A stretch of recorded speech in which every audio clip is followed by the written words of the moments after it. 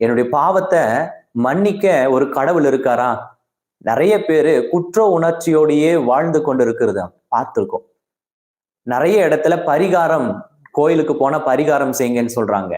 மற்ற இடங்களுக்கு போனா இந்த காரியம் எல்லாம் செய்யுங்க, ஏழைக்கு போய் உணவளிங்க, உங்க பாவம் மறைஞ்சிரும் அப்படின்னு சொல்றோம். எதுவும் செய்ய வேண்டாம், நான் தப்பு பண்ணிட்டேன்னு நீ உணர்ந்தா மாத்திரம் போதும், உன்னை நான் மன்னிச்சிருவேன், இனிமேல் அந்த பாவம் செய்யாதேன்னு சொல்றாரு. ஆமேன் சொல்லுங்க. இந்த நாள் உங்களுக்கு ஆசீர்வாதமாயும் உங்க வாழ்க்கையை திருப்பி போடுகிற பிரேக்கிங் பாயிண்டாவும் இருக்க போகுது. இந்த ஜெபத்தை நாம துவங்குவதற்கு முன்பதாக எந்த ஒரு நல்ல காரியமும் நாம் பெற்றுக்கொள்ளணும்னு கடவுளிடத்திலிருந்து முதலாவது நாம் பாவம் இல்லாதவர்களா இருக்கணும். நாம கடந்த நாட்களிலே ஏதோ ஒரு சூழ்நிலையில ஒரு பாவம் செஞ்சிருப்போம் இல்லையா? நம்ம திட்டி இருப்போம், கோவப்பட்டிருப்போம், ஏதாவது அடிச்சிருப்போம், யாரையாவது காயப்படுத்தியிருப்போம். ஏதோ ஒரு சமயத்துல யாரையாவது நாம காயப்படுத்தி ஒரு பாவம் செஞ்சிருப்போம். அந்த பாவம் நம்மிடத்தில் தங்கி கொண்டே இருந்துச்சுன்னா கடவுள் கொடுக்கிற எந்த நன்மையும் நமக்கு வராது, அது தடைப்படும். இந்த புதிய நாள் கடவுள் உங்களுக்கு கொடுத்திருக்காரு, நமக்கு கொடுத்திருக்காருன்னா இந்த புதிய நாளில உங்களுக்கு இன்னொரு வாய்ப்பை கொடுக்கிறாருன்னு அர்த்தம். எதுக்காகனா அவருடைய நன்மைகளை நீங்க பெற்றுக்கொள்ள. ஆனா அதுக்கு தடையா உங்களுடைய பாவம் இருக்கும் பட்சத்துல அந்த பாவத்தை நாம விலக்கி வைக்கணும்.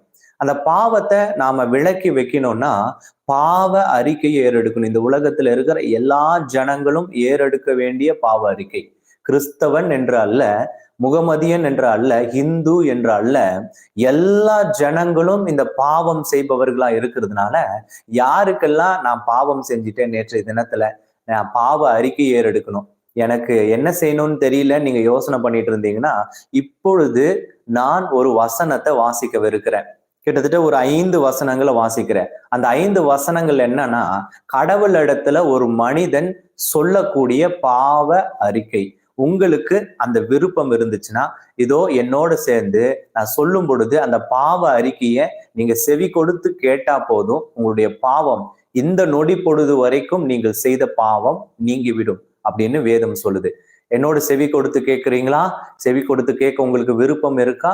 நான் உங்களுக்காக படிக்கிறேன். 1 யோவான் 1ஆம் அதிகாரம் வசனங்கள் 5 9 முடிய வசனங்களை உங்களுக்காக வாசிக்கிறேன். நான் வாசிக்கும் பொழுது அந்த பாவ அறிக்கையை நீங்க செவி கொடுத்து கேளுங்க.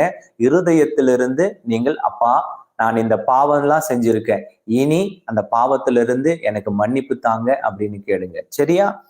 தேவன் ஒளியாய் இருக்கிறார், அவரில் எவ்வளவேனும் இருளில்லை.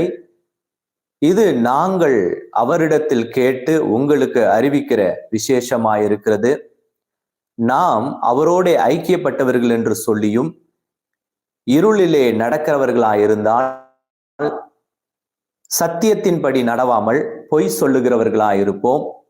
அவர் ஒளியில் இருக்கிறது போல நாமும் ஒளியிலே நடந்தால் ஒருவரோடு ஒருவர் ஐக்கியப்பட்டிருப்போம். அவருடைய குமாரனாகிய இயேசு கிறிஸ்துவின் இரத்தம் சகல பாவங்களையும் நீக்கி நம்மை சுத்திகரிக்கும். நாம் பாவம் இல்லை என்போமானால் நம்மை நாமே வஞ்சிக்கிறவர்களாயிருப்போம், சத்தியம் நமக்குள் இராது. நம்முடைய பாவங்களை நாம் அறிக்கையிட்டால் பாவங்களை நமக்கு மன்னித்து எல்லா அநியாயத்தையும் நீக்கி நம்மை சுத்திகரிப்பதற்கு அவர் உண்மையும் நீதியும் உள்ளவராய் இருக்கிறார். ஆமேன். அப்பா, என்னோட சேர்ந்து இந்த பாவ அறிக்கையை ஏறெடுத்தீங்களா? ஏதோ இங்க வேதத்துல அந்த கடைசி வார்த்தை சொன்னது கேட்டீங்களா? நாம இந்த பாவ அறிக்கையை மனதார ஏறெடுத்தா எல்லா பாவத்தையும் அக்கிரமத்தையும் நாம் செய்த அநியாயத்தையும் நீக்கி உங்களையும் என்னையும் கடவுள் சுத்திகரிக்கிறாராமா. இந்த பாவ அறிக்கையை சொல்லும் பொழுதே மதம் கடந்து ஜாதி கடந்து நமக்குள்ள ஒரு நல்ல உணர்வு வைப் ஏற்படுது இல்லையா? என்னுடைய பாவத்தை மன்னிக்க ஒரு கடவுள் இருக்காரா? நிறைய பேரு குற்ற உணர்ச்சியோடையே வாழ்ந்து கொண்டு இருக்கிறத பார்த்திருக்கோம். எப்பேற்பட்ட மனிதனும் மனசுக்குள்ள ஒரு குற்ற உணர்வு இருக்கும். அந்த குற்ற உணர்ச்சியோடையே வாழும் மனிதர்கள் இன்றைக்கும் இருக்கத்தான் செய்றாங்க. நிறைய இடத்துல பரிகாரம் கோயிலுக்கு போனா பரிகாரம் செய்யுங்கன்னு சொல்றாங்க. மற்ற இடங்களுக்கு போனா இந்த காரியம் எல்லாம் செய்யுங்க, ஏழைக்கு போய் உணவளிங்க, உங்க பாவம் மறைஞ்சிரும் அப்படின்னு சொல்றாங்க. ஆனா இதோ இந்த உலகத்தை படைத்த வெளிச்சம், லைட்டா இருக்கிற, அதாவது ஒளியா இருக்கிற கடவுள் என்ன சொல்றாருன்னா, நீ எதுவும் செய்ய வேண்டாம், நான் தப்பு பண்ணிட்டேன்னு நீ உணர்ந்தா மாத்திரம் போதும், உன்னை நான் மன்னிச்சிருவேன், இனிமேல் அந்த பாவம் செய்யாதேன்னு சொல்றாரு. ஆமேன் சொல்லுங்க, ஆமேன்னு சொல்லுங்க. இந்த உலகத்தை படைச்ச ஒரே கடவுள் அவர் சொல்றாரு, நீ தப்பு பண்ணிட்ட, ஆமா நான் செஞ்சது தப்பு தான், அந்த பெண்ணுக்கு நான் செஞ்சது தப்பு தான், என்னுடைய சகோதரனுக்கு நான் செஞ்சது தப்பு தான். நேற்றைய தினத்துல நான் வாகனம் ஓட்டும் பொழுது ஏதோ ஒரு கோபத்துல அவனை கெட்ட வார்த்தையில திட்டிட்டேன், நான் செஞ்சது தப்பு தான். என்னுடைய மனைவிக்கு நான் துரோகம் பண்ணிட்டேன், நான் செஞ்சது தப்பு தான்.